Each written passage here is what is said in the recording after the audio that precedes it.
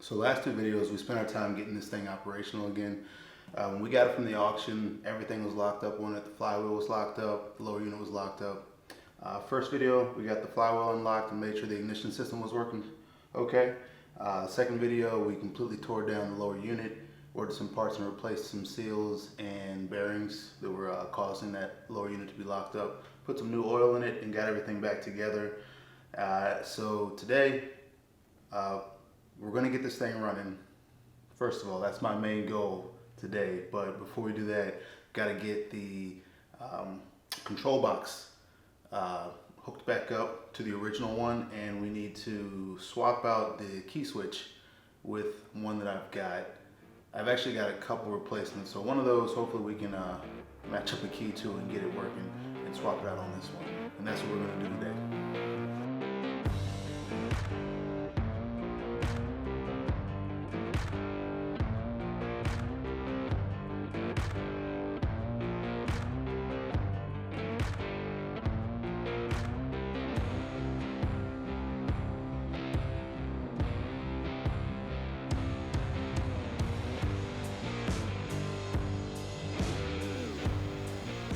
Alright, we got the new ignition wired up.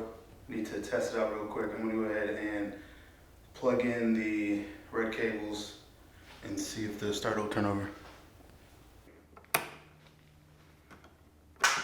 Choke works. And it cranks. Cool.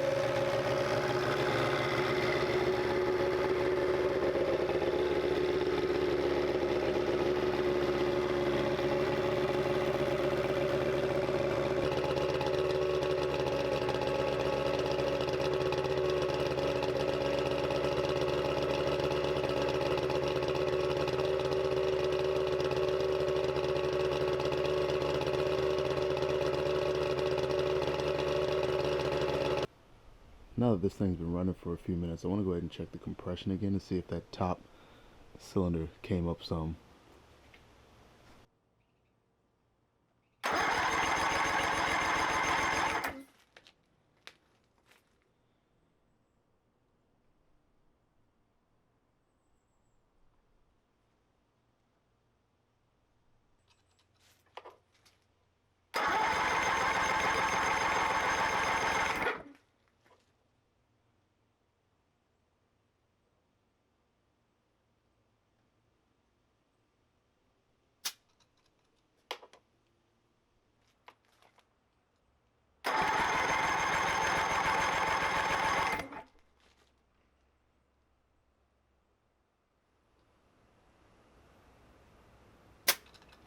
sweet.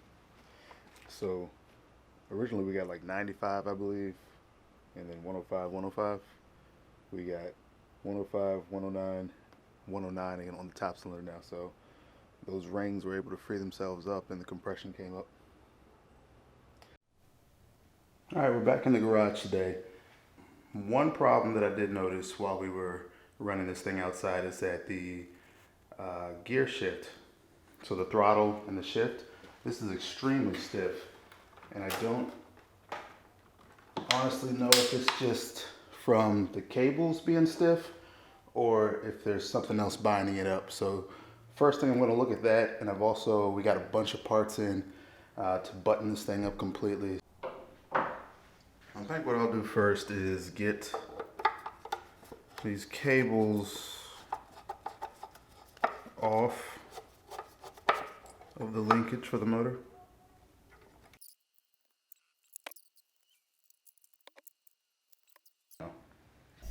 Now that we have taken that off, let's see if the shifter will shift.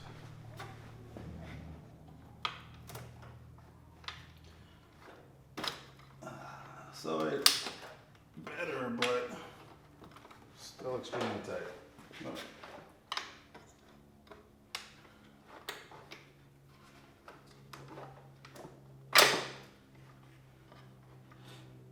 Let me take this off.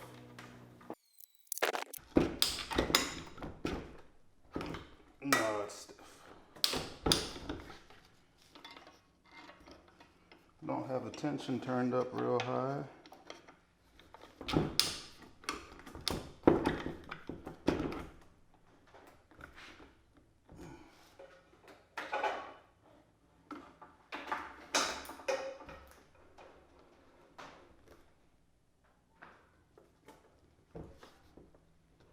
Yeah, I think it's the cables.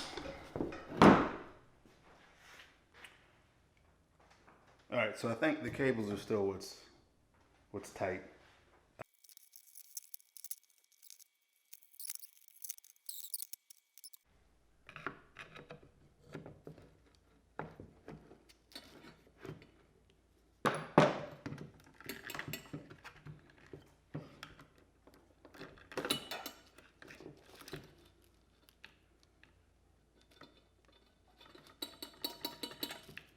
All right.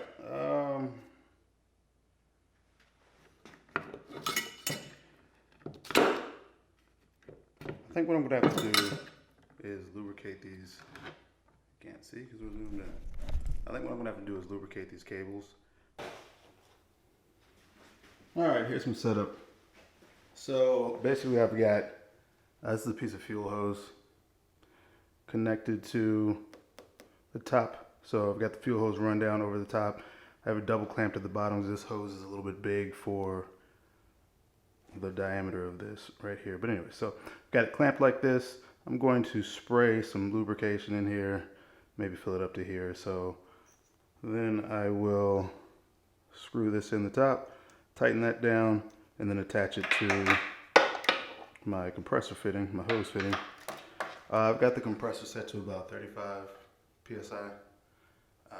I don't really need much. I just wanted to have some pressure in addition to the gravity, to push that lube down throughout the rest of the cable. So I'm gonna go ahead and fill this up, and then we'll hook it up.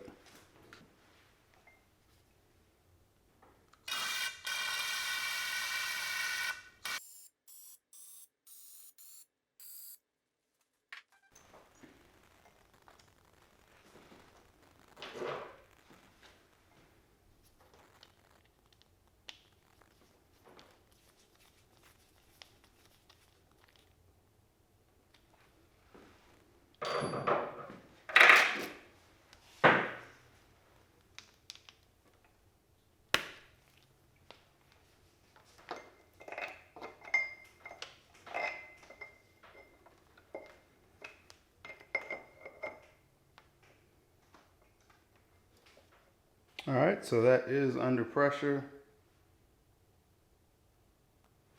And I'll let that set for, I don't know, as long as it takes.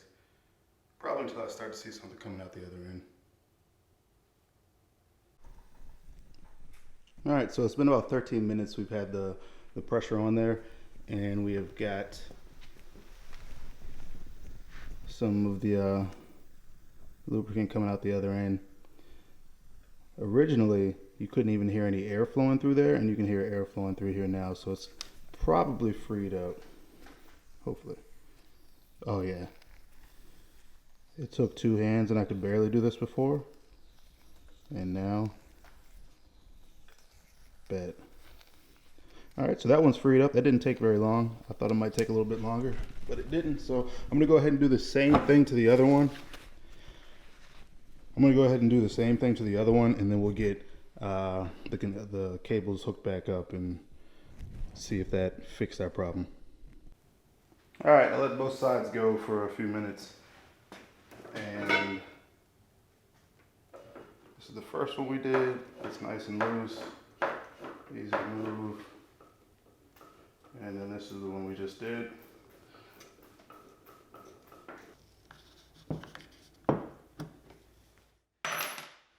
All right, it's back together. Let's see. All right, warm-up lever is usable now. Before I could barely, I was afraid I was gonna break this lever trying to activate it, so that's good. All right, shifts in gear. Yep. Awesome. Cool. Things are working. I mentioned we got new parts in, and here they are. So we've got a new impeller. We've got this to fix the timing leakage that came off. New fuse. Honestly forgot about the fuse. And this is a spring. This spring goes behind the